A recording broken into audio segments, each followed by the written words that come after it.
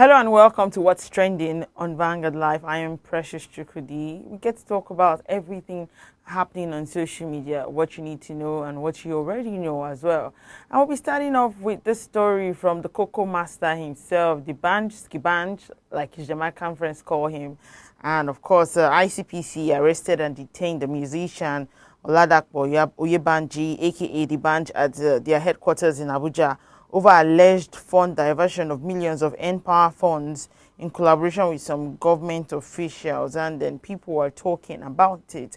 Let's take some tweets from these people.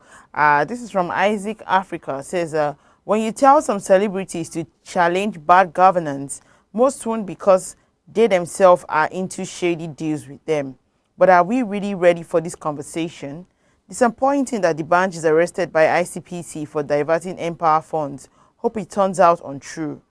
This is from Dr. Penguin. It says, if the Banj is convicted, it will prove that most Nigerian celebrities are funding their glamorous lifestyle with fraud. No hit song for 2 decades, no concert or one boring skit with 1,000 views, but you are buying house in Banana Island. You must be Jesus Christ of our time. This is from Damilola Alagbe. Says, I just hope this Banj alleged fraud isn't true though. We speak so much against our leaders and we behave worse than them at every given opportunity. This is from Adewale Adetono. Says, the news about the Banj and the N-Power allegation cannot be true. From Lone Wolf says, how did the Banj have access to N-Power funds? They should give us the full list of people involved. The Banj no be government official and he diverted N-Power funds. The story no clear. And, it goes on and people are talking about it like the Banj, N-Power funds, like how they relate. But then again, it's social media. It's, everybody just does whatever they do.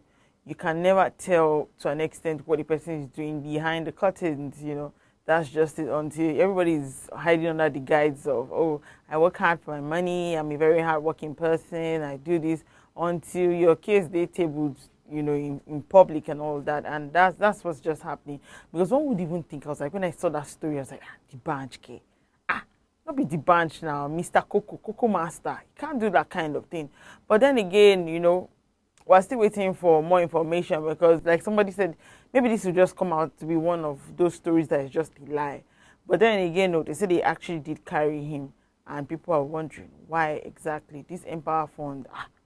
They should name the government officials that are part of this whole thing, this N-Power thing, because you can't just only bring out the Banj because it's the popular face that everybody knows. So let the government officials too, they come out too. All right, so let's take it to the next one. And Aja has been trending all morning, and people are talking about what exactly what happened in Aja. And if you're not really aware, a 31-year-old man identified as Gafaru Brahimo of Land Estate Aja has been shot dead by a police officer attached to Aja Divisional Police Lagos State Command. Gafaru Brahimo was hit by a stray bullet on Tuesday at about 10 p.m. While he was coming out of Sky Mall. It was learned that the shooting incident that led to Brahimo's death happened when police officers attached to Ajiwe Divisional Police in Aja were raiding people selling black market fuel at the Ajiwe filling station.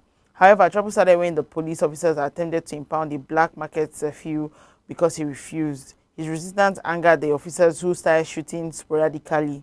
Now, according to the deceased brother, Muhyiddin, who spoke to Vanguard, he said the incident happened yesterday by 10 p.m.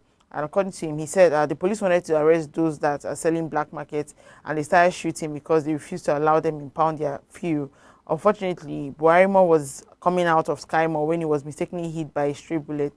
Also confirming the incident, SP Benjamin Hudeyin, that police public relation officer of Lagos State Police Command, said that the officer behind the shooting, an inspector of police, was immediately disarmed and has been detained as the full-scale investigation has commenced. Also explaining further, Hudeyin said that the Lagos State Police Command, through the area commander Elemuru and divisional police officer Aja, has since notified and established contact with the family.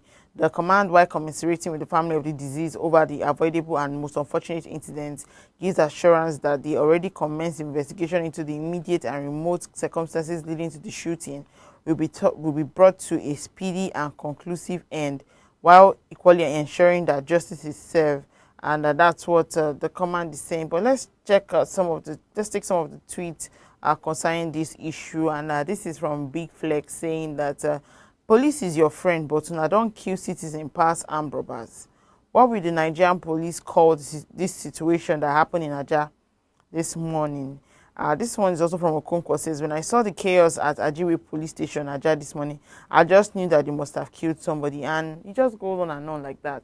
You know, it's so sad because someone has died in this situation. Is there no way that the police could have, found a better way of, getting to speak to these black market operators other than starting to shoot sporadically in the air? Look at, how this young guy has just gone now, eh? It's just so unfortunate. Let's move on and talk about this one too.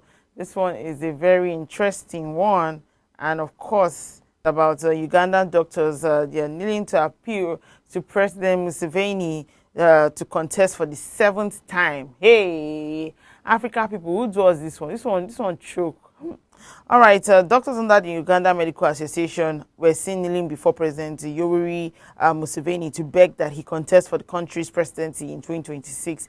And actually, this was in a viral video where the chairman of the association, Samuel Oledo, in company of some medical practitioners, applauded the president of the East African country for transforming the country's health sector and improving the welfare of medical practitioners. According to them, they said, "Your Excellency, thank you. You have uplifted us. We knew before you, after assessing that you are capable. We have accessed that you have the power. You have everything needed. Help us and contest again in 2026 and take us ahead as you secure our future. We want Uganda to reach where God expects it to be." And in a series of tweets, the association distanced itself from doctors, saying Uganda Medical Association has always engaged with Museveni through formal professional ways, including appreciating him through the annual awards. And it goes on, but people are asking, like, African people, who do now this thing? Like this man is 78. You're asking him to come back for the 7th time? Is it that you guys don't have any technocrats or intellectuals in your country who can actually go there and do what you want, do what you want them to do? Must it be Museveni? Must it be this man? 7th time. Hey, this one too choco. Let me take some of the tweets that people are saying. And this is from Bali B. Well. It says, "I'm not sure if Africa will ever see the light." Saint Hive says, "Africa, who does this thing abeg?" Exactly how I feel. Who does this thing abeg? Because almost 7th time, 78th. Hey, okay. This from Ibis Ibibo says, "Because they wear lab coat, no mean say them be doctors. Ask our makeshift bishops." Who be this one again? Now wow. This is from the Food Network. Says, "I trust doctors from my country, can never be us." Coffee Girl Essential says, "If you did well and they can see it, why not? Now sure say we no go beg PO like this." This is from Dr. Peter Prince. Says, "They knelt down to beg president to go again for doing what he's supposed to do, improve healthcare. That's if he did it too." This from Kato Reborn. Says, "They've all been threatened. Dictators trying to make it look like they're in power because the people need them to be." This is from Bossman Bonner. Says, "I am embarrassed on their behalf." From Prissy Fabric says, "Niger left the group chat and blocked the admin," because they really need to block the admin. But I don't understand how a man has been president for 6th time and you're begging him to come back in for the 7th time. It's just a lot, because there's nobody in the country who can actually do what, according to them, what God has sent him to go and do. Must it be him? That's why we're going to draw the curtains today. Make sure you like, share, and subscribe on all our social media platforms showing on your screen, on Facebook, Instagram, WhatsApp. Also, our Twitter is showing on your screen. Find out up-to-date story. Make sure you stick with us. Go to our website, www.vanguardindia.com, to find out more. I am Precious Chukudi, and thank you for watching. Bye.